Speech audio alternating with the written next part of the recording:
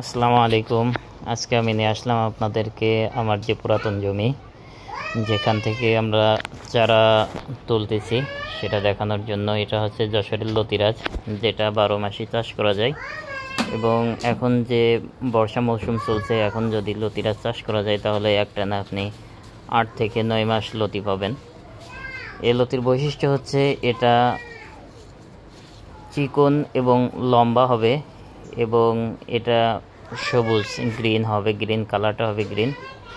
এবং এটা আপনি যদি এখন রোপণ করেন তাহলে 40 থেকে 45 দিনের মধ্যে আপনার জমিতে ফলন চলে আসবে, এবং এটা আপনি একটানা 8 থেকে 9 মাস ফলন তুলতে পারবেন।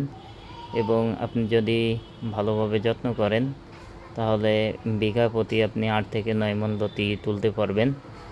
আর এই লতিটা হচ্ছে এমন বৈশিষ্ট্য যে আমাদের বাংলাদেশের যে কোনো স্থানে আপনি এটা চাষ করতে পারবেন, কারণ এটা আবহাওয়ার সাথে খুবই মানানসই একটি জাত, এবং এটা তেমন কোনো রোগ ব্যাধি নাই। এই জন্য এই লতিটা সবাই চাষ করতে পারবে। তাই যারা লতি কচু চাষ করতে চাচ্ছেন অবশ্যই আপনারা আমাদের সাথে যোগাযোগ করবেন। আমরা আপনাদেরকে এই যে এরকম মানসম্মত চারা দিতে পারবো।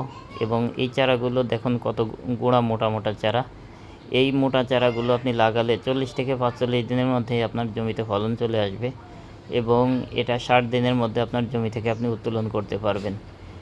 এখন এই চারাগুলোর কোয়ালিটি অনেক ভালো, কারণ এই চারাগুলো অনেক বড় বড় এবং মোটা চারা, যেটা লাগালে আপনি দ্রুত ফলন পাবেন আপনার জমি থেকে। এই জন্যই আপনাদেরকে আমরা আমাদের জমিতে নিয়ে আসছি। তাই যাদের চারা প্রয়োজন অবশ্যই আমাদের সাথে যোগাযোগ করবেন এবং আমাদের চ্যানেলটি সাবস্ক্রাইব করবেন।